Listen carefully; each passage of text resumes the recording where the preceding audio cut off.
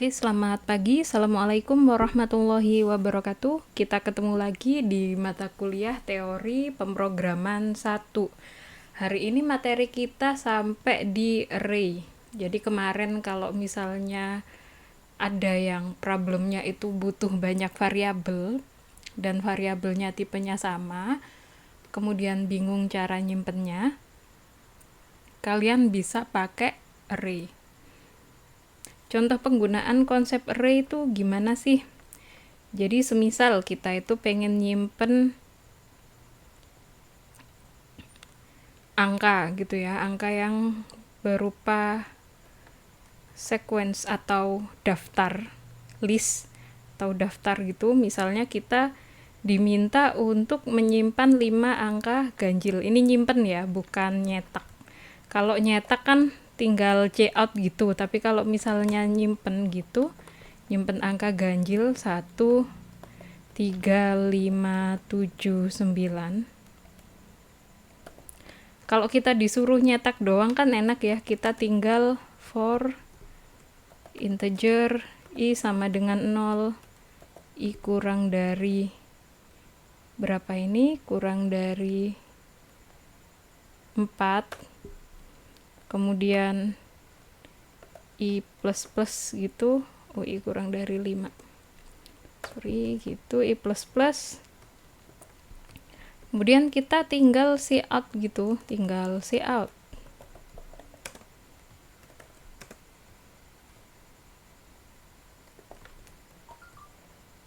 Dua i plus 1 gitu, kemudian kita kasih tab gini.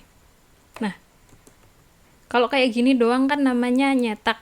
Kalau disuruh nyimpen, apakah kita akan gini, integer ganjil 1 sama dengan 1, integer ganjil 2 sama dengan 2, 3, integer ganjil 3 sama dengan berapa habis 3? 5, integer ganjil 4 sama dengan 7, integer ganjil 5 sama dengan 9. Ya, kalau misalnya kita disuruh nyetak 5 gitu ya, mungkin tangan kita masih nggak keriting ya buat bikin source code. Tapi kalau misal yang dicetak 1000, apakah kita juga akan mendefinisikan 1000 variabel? Kan tidak mungkin gitu. Jadi ini solusinya adalah kita menggunakan array. Array ada satu dimensi, ada yang multidimensi. Nah, sekarang saya masih akan membahas yang satu dimensi. Nah, untuk menyimpan angka ganjil ini, kita bisa pakai gini, array ganjil, ukurannya 5, gitu. Ini artinya, kita menyimpan si angka ganjil ini ke dalam variabel bertipe integer namanya array ganjil berukuran 5. Bagaimana cara nyimpennya? Kita tinggal ini, integer i sama dengan 0, i kurang dari 5.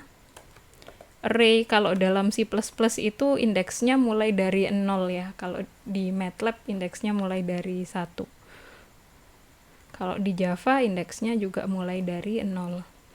Bahasa pemrograman itu beda-beda sih, tapi kalau misalnya nanti kalian udah biasa ya, ini bukan jadi problem, cuman perlu diingat-ingat aja biar nggak keliru. Nah, ini cara nyimpennya adalah array ganjil ke i. Maksudnya array ganjil pada indeks ke i, i-nya itu dimulai dari 0, sama dengan 2 kali i plus 1. Jadi kalau angka ganjil yang pertama kan 1. 2 kali 0 ditambah 1 sama dengan 1. Mau bukti? Kita buktikan. Jadi kita bikin seperti biasa. include IOStream. Nggak bosen ya dengan include IOStream ini, using namespace std, kemudian kita bikin integer main. Nanti kalau kalian sudah pakai function, mungkin kita declare functionnya di sini, tapi karena kita belum, kita pakai main dulu. Terus kemudian apa yang kita lakukan? Kita kopas ini di sini.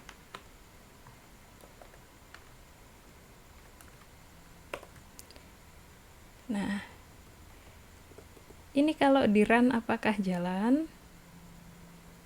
Kita lihat, ini udah mulai merekam. Kalau di run apakah jalan? Jalan, tapi dia kosong, tidak mengeluarkan apa-apa. Terus gimana biar tidak kosong? Biar tidak kosong ya kita cetak isinya. Garing banget sih sumpah. Nah, kita cetak gini, kita cetak isinya gini.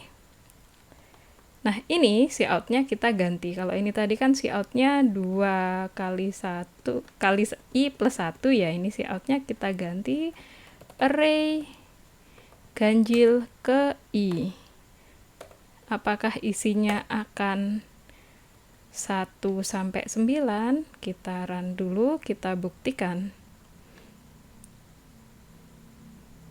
Nah, ini isinya 1, 3, 5, 7, 9. Itu cara penggunaan array 1 dimensi. Ini cuma contoh penggunaannya ya. Habis ini saya akan menceritakan gimana cara memakai array dengan lebih detail. Oke, kita kembali ke sini.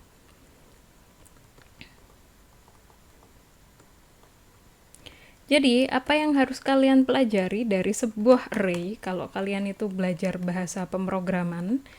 Ini kan saya contohkan itu dalam bahasa C++ ya, tapi kalau misalnya kalian nanti ketemu Java dan kawan-kawan, yang harus kalian perhatikan saat belajar array adalah bagaimana cara deklarasi.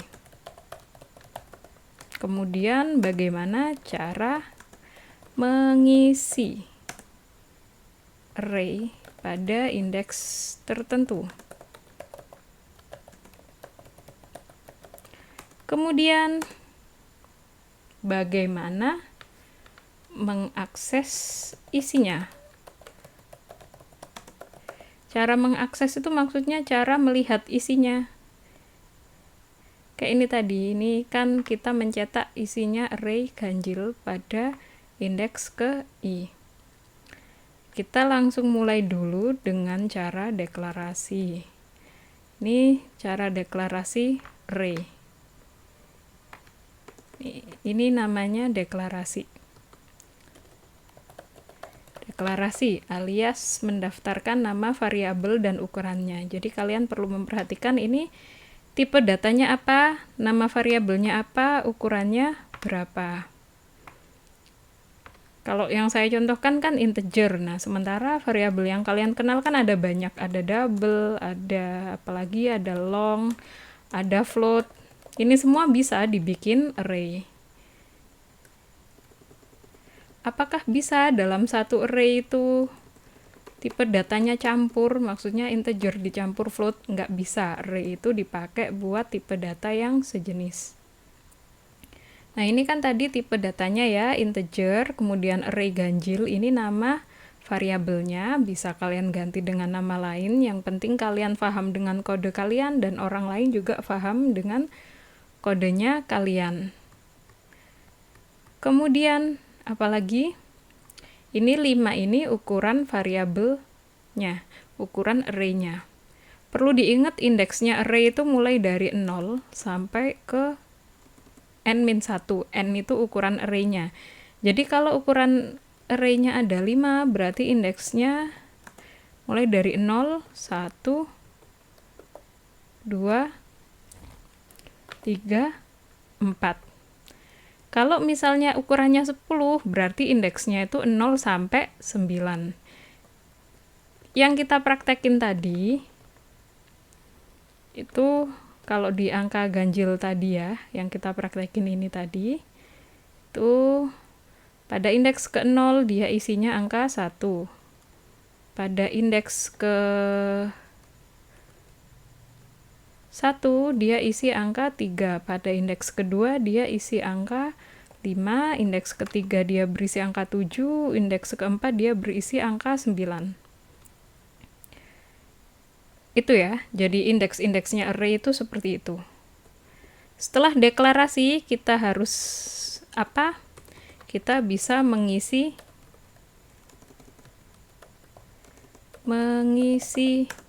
array kita. Mengisi array itu caranya ada 2. Cara satu ini saya tulis di sini. Cara satu itu sekaligus diinisialisasi pas deklarasi ya. Ini saya komen dulu.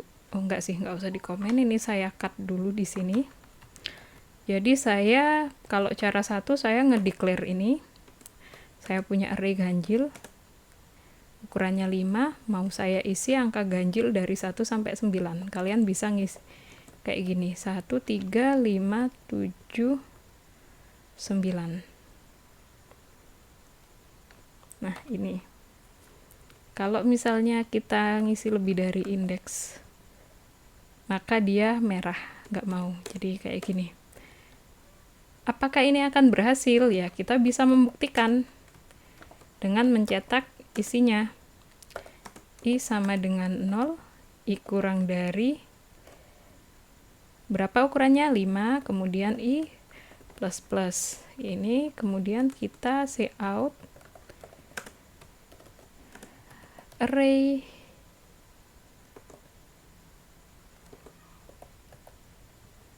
ganjil pada indeks ke I. Kemudian kita kasih dengan tab biar rapi. Apakah isinya akan sesuai? 13579 ya, kita cek dulu. Nah, 13579 kita cek, dia sama dengan ini. 13579. Nah, itu cara satu. Cara satu dengan diinisialisasi. Cara dua bagaimana? Cara dua ya seperti tadi, kita akses dulu gini, array ganjil. Kita sebutin indeks keberapa yang mau kita isi. Pakai loop ya, soalnya kan indeksnya itu dari 0 sampai 5 ya. Kalau misal dari 0 sampai 4. Kalau misalnya yang pengen kita isi sampai indeks 3 doang ya ini I-nya bisa kita ganti I kurang dari 3. Tapi karena ini kita pengen ngisi sampai indeks ke 4, maka saya ganti I-nya kurang dari 5. Kayak gini, array ganjil pada indeks ke I, dia berisi 2 kali I ditambah 1. Apakah isinya akan sama? Kita bisa ngecek. Kenapa kok merah? Oh iya, ini array ganjilnya saya komen, saya deklarasikan ulang di sini. Array integer, array ganjil berukuran 5. Nah, udah nggak merah, kita run dulu. 1, 2, 3. Oke, nilainya sesuai dengan yang kita inginkan, dia isinya 1, 3, 7, 5, 9. Itu cara kerja array 1 dimensi. Apakah kita bisa mengambil nilai dari array pada indeks tertentu dan mengisi ke indeks yang lain? Bisa. Jadi misalnya gini, saya mulai dari integer I sama dengan saya ngisi array ganjil pada indeks ke 0 itu jangan ini deh, integer array. Oh, pantesan bingung. Sorry, saya tadi agak bingung. Jadi kita isi gini, integer, bukan integer sih, array ganjil pada indeks ke 0 sama dengan 1. Kemudian saya punya array ganjil pada indeks ke 1 sama dengan 1 juga. Ini ceritanya saya mau bikin Fibonacci yang ini, 1, 1, 2, kemudian 3, 5. Berarti karena ini array pada indeks ke 0 dan ke 1 sudah diisi, maka saya memulai i-nya itu dari indeks kedua. I sama dengan array ganjil pada indeks i minus 1. Jadi kan kalau 2 ini didapat dari 1 tambah 1 ya, kemudian 3 kita dapat dari 2 ditambah 1. Jadi ini kita bisa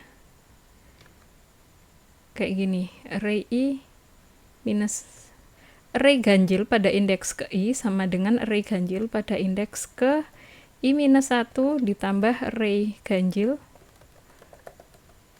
pada indeks ke i minus 2.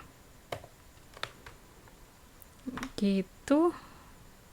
Nah, kita bikin for baru buat nyetak. Karena ini tadi kan for-nya itu dari 2 sampai 5 ya, saya bikin, dari 2 sampai kurang dari 5. Jadinya kalau misalnya kita naruh si out-nya di sini, itu yang indeks ke 0 dan ke 1 tidak tercetak. Makanya saya bikin for baru lagi aja. I kurang dari 5, kemudian i plus plus. Kita tinggal si out.